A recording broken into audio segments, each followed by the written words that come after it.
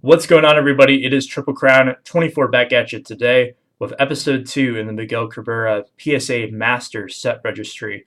First and foremost, I want to say thank you to everyone for your support on episode 1 and all the positive feedback I received.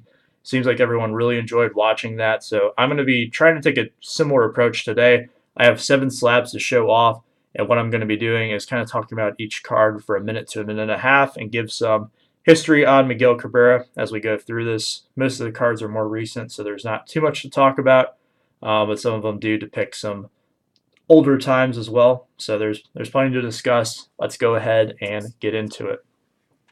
First up today, my only Marlins Cabrera of the day, and it comes from 2006 Topps. One of my first priorities here in working towards this set is to at least do the Topps run. So that means going from 2000, when his Topps traded rookie came out, a card that I already have, all the way until 2019, the most recent release.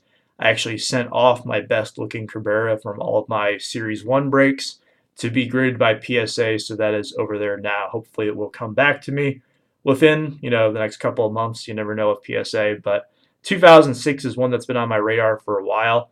I really like this design, more so than other people probably, and I have a little bit of a bias towards it because it was the first Topps set that I ever started collecting. I did Upper Deck previously to that, so being able to have this card and remember, opening up the 2006 packs and building that 2006 Topps set does bring back some good memories. Cabrera is actually shown fielding here over at third base. This is only one of 2 Topps flagship cards that I can recall where he is fielding and not at the plate. The other one being 2011, where he's shown fielding a ground ball over at first base. So a lot of times they're putting him at the plate, which is probably where he's better known for. He's not so much known for his defensive ability, but he was a pretty good third baseman back in this time. Also played in the outfield prior to that. Moving along, still continuing with the flagship run.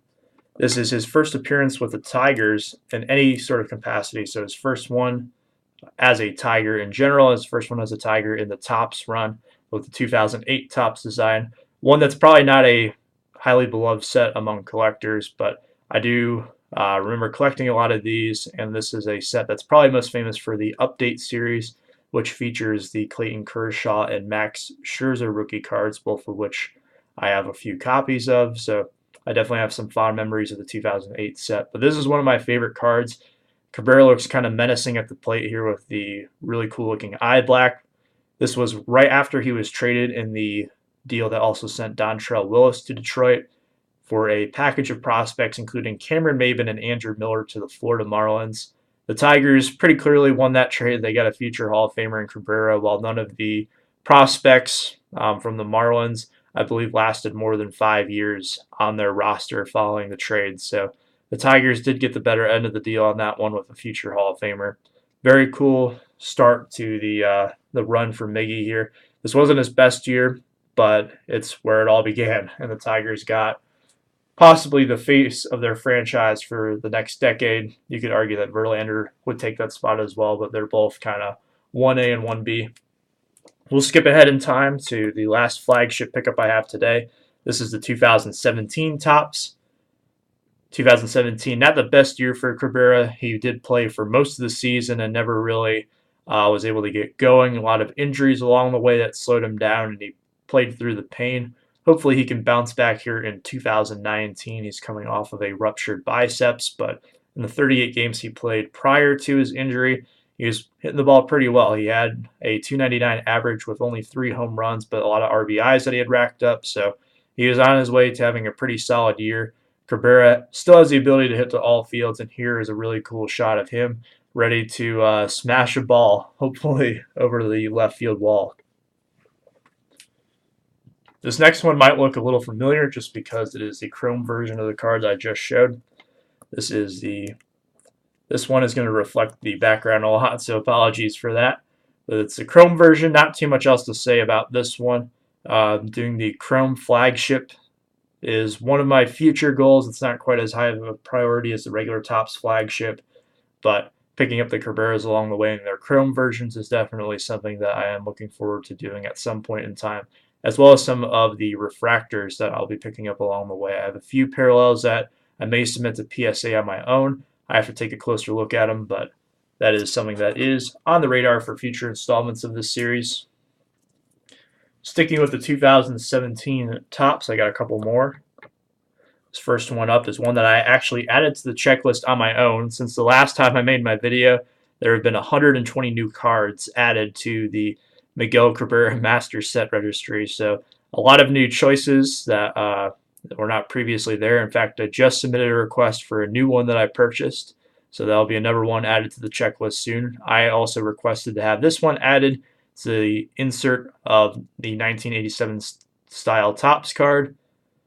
Topps commemorated the 30th anniversary of their iconic 87 set in 2017, and here is Cabrera actually fielding. You don't see that too often, but he's over at first base getting ready to catch a line drive, it looks like. So this is a pretty cool looking card. It's always nice to see some of the current players on some of the retro designs, and here this one really works well. The light borders really contrast well with the dark blue and white of the Tigers uniforms. This next one has a special place in my heart just because this is one of my favorite seasons in baseball history, the 2012 season. This card commemorates it, even though it's from 2017. As you can see, Cabrera is being handed his Triple Crown. I don't know what to call it. I guess it's just a crown. But it is a memorable moments insert where it commemorates Cabrera winning the Triple Crown in 2012. Go ahead and flip it over on the back and read it to you. It says, while capturing the first Triple Crown in Ivors Circuit in 45 years, Cabrera had to finish strong.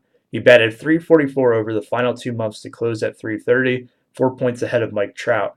In the last 5 games, Miguel homered twice to finish with 44, one more than Josh Hamilton and Curtis Granderson.